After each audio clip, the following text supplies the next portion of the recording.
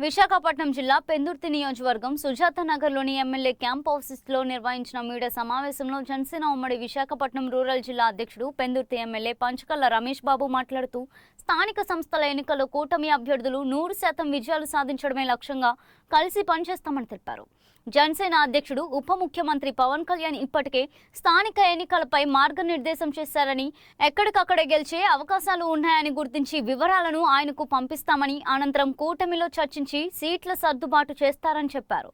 గత అసెంబ్లీ ఎన్నికల్లో జగన్ అరాచకాలను అడ్డుకోవడమే లక్ష్యంగా పవన్ కళ్యాణ్ సీట్ల విషయంలో పట్టువిడుపులతో వ్యవహరించాలని పేర్కొంటూ ఈసారి జనసేనకు ఎక్కువ సీట్లు కోరే అవకాశం ఉందని ఆశాభావం వ్యక్తం చేశారు. అయితే ఎక్కువ సీట్లు అడగడం కంటే పోటీ చేసిన స్థానాల్లో 100% విజయం సాధించడమే ముఖ్యమన్నారు. ఈసారి స్థానిక ఎన్నికల్లో మున్సిపల్ చైర్మన్, జిల్లా పరిషత్ చైర్మన్లను ప్రజలే నేరుగా ఎన్నుకునేలా ముఖ్యమంత్రి చంద్రబాబు నాయుడు, ఉప ముఖ్యమంత్రి పవన్ కళ్యాణ్ నిర్ణయించనున్నట్లు పేర్కొన్నారు. అసెంబ్లీ వర్షాకాల సమావేశాలు ప్రతిపక్షం లేకపోయినా హుందాగా, ప్రయోజనకరంగా సాగాయని, కూటమి ఎమ్మెల్యేలు ప్రభుత్వాన్ని ప్రశ్నించి సమాధానాలు రాబట్టారని చెప్పారు.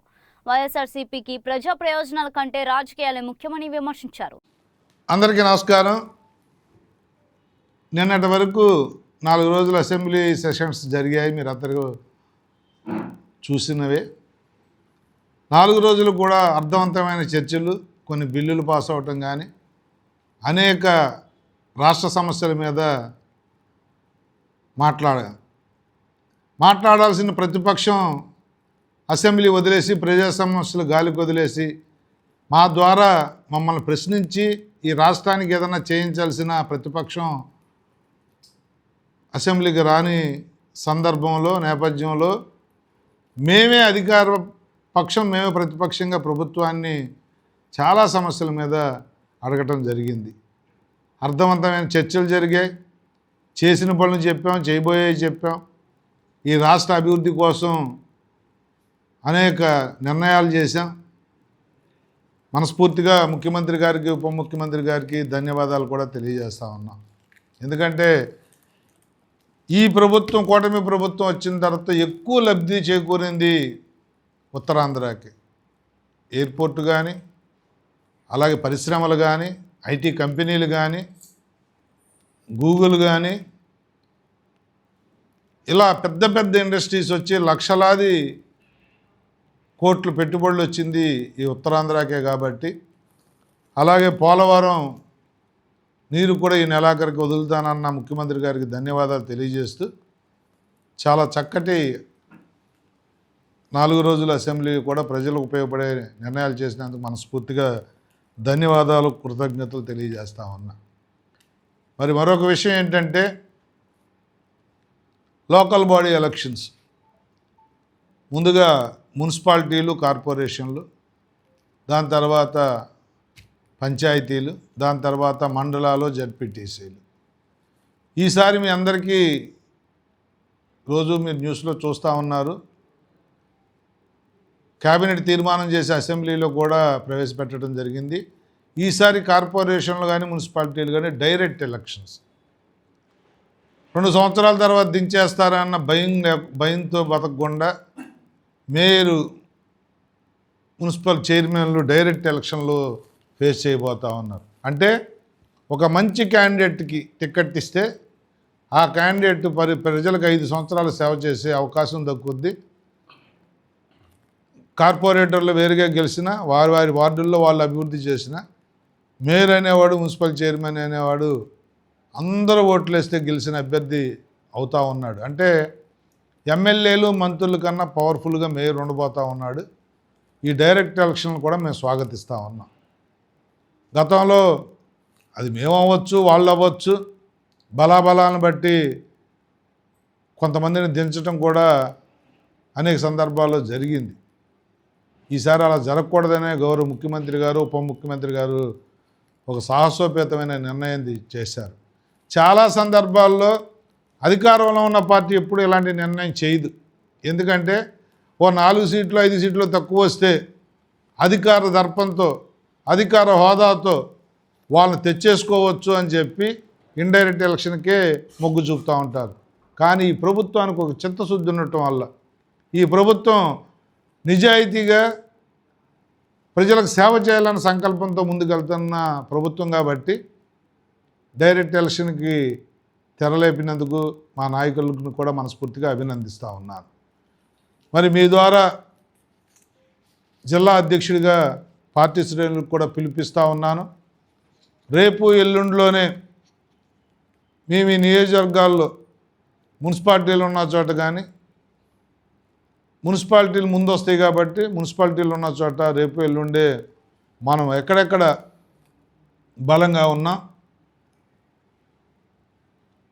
ఆ వార్డులు తాలూకా ఇది ఇచ్చినట్లయితే గౌరవ ఉప ముఖ్యమంత్రి జనసేన పార్టీ అధ్యక్షుల వారికి అది పంపించడం జరుగుద్ది.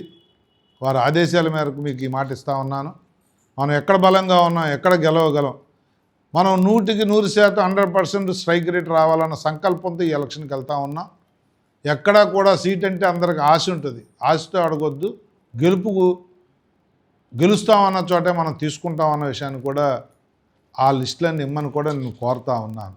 అలాగే మండలాలు కానీ, జడ్పీటీసీలు కానీ, పంచాయతీలు కానీ, ఎంపీటీసీలు కానీ ఎక్కడెక్కడ మనం గెలవగలమో జిల్లా వ్యాప్తంగా మనకున్న 7 నియోజకవర్గాల్లో, అనకాపల్లి పార్లమెంటుకు సంబంధించి 7 నియోజకవర్గాల్లో లిస్టులు ఇవ్వవలసిందిగా నేను మళ్ళీ మీటింగ్ పెట్టి చెప్తాను.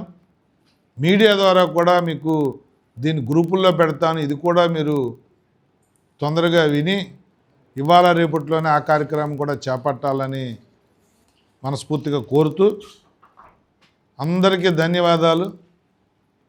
ఈ ప్రజాప్రభుత్వం, ప్రజలకు సేవ చేసే ప్రభుత్వం 2 సంవత్సరాల్లో స్థానికంగా మనం వేసుకున్న పంచాయతీలో గౌరవ ఉప ముఖ్యమంత్రి పవన్ కళ్యాణ్ గారు ఇచ్చిన వేలాది కోట్లతో వేసుకున్న మన ఇంటర్నల్ సిమెంట్ రోడ్లు కానీ, డ్రైన్లు కానీ, అలాగే జలజీవన మిషన్ నుంచి వారు ఇచ్చిన వేలాది కోట్లు కానీ, ఇప్పుడు 1500 కోట్లు వచ్చాయి. మన నియోజకవర్గానికి 400 కోట్లు జలజీవన మిషన్ నుంచి శాంక్షన్ అయ్యింది. అలాగే పెద్ద రోడ్లు పిఆర్ నుంచి, పంచాయతీరాజ్ నుంచి 24 కోట్లు ఇచ్చారు. ఆర్ఎన్బి నుంచి 21 కోట్లు ఇచ్చారు. ఆర్ఎన్బి రోడ్లు, పంచాయతీరాజ్ రోడ్లు కూడా రిపేర్లు, రోడ్డు పూర్తిగా అయిన చోట రిపేర్లు చేసుకున్నాం. అలాగే వార్డులకు వచ్చేసరికి దగ్గర 400 కోట్లతో 10 వార్డుల్లో రోడ్లు వేసుకున్నాం. అనేక కార్యక్రమాలు చేసుకున్నాం. ప్రజల దగ్గరికి ధైర్యంగా వెళ్ళి ఓటు అడిగే అవకాశం మనకే ఈ కూటమి ప్రభుత్వానికి ఉంది.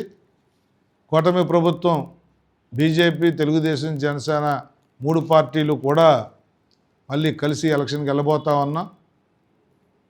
అందరూ కూడా చేసిన పనులు చెప్పి మరి త్వరలోనే కొత్త పెన్షన్లు ఇవ్వబోతా ఉన్నాం.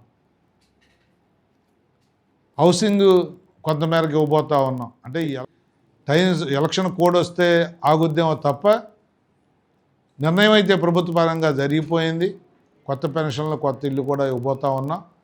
ప్రజలందరూ కూడా నాయకత్రయం వార్డుల్లో కానీ, మండలాల్లో కానీ, గ్రామాల్లో కానీ ఎవరైతే 3 పార్టీల నాయకులు ఉన్నారో వాళ్ళు తొందరగా గ్రామాల్లో తిరిగి, వార్డుల్లో తిరిగి ఎక్కడెక్కడ ఇంకా పెన్షన్ రాని వాళ్ళు ఉన్నారు, ఇల్లు లేని వాళ్ళు ఉన్నారు, ఎక్కడ రోడ్లు బాగోలేదు అనేది కూడా తీసుకుంటే త్వరితగతిన ఆ కార్యక్రమాలు కూడా చేస్తాం. ప్రజలకు ఒక నమ్మకాన్ని ఇచ్చాం. ఇది పనిచేసే ప్రభుత్వం, 2 సంవత్సరాల్లోనే ఇన్ని కార్యక్రమాలు చేశారు. ఈ ఎలక్షన్ కోసం కాదు, సూపర్ 6లో 4 పథకాలు ఆల్రెడీ అమలు చేస్తూ ఉన్నాం. మరి ఇది ఆషామాషిగా ఖర్చుతో కూడుకున్న పనులు కూడా ఎక్కడా తగ్గకుండా ఈ కార్యక్రమాలు ముందుకు తీసుకెళ్ళిపోతూ ఉన్నాం. దయచేసి ఇవన్నీ గమనించమని చెప్పి, ఇవన్నీ ప్రజలకు చెప్పి ప్రజల మన్ననలు పొందాలని కూడా మా శ్రేణులు కోరుకుంటూ, ఇది ఈరోజే మీరందరూ కూడా ఏవైతే ఓటర్ లిస్టులు పట్టుకుని ఎవరెవరైతే ఎక్కడే పోటీ చేస్తే గెలుస్తామో ఆలోచన చేసి ముందుకు వెళ్ళాల్సిందిగా కోరుతా ఉన్నాం.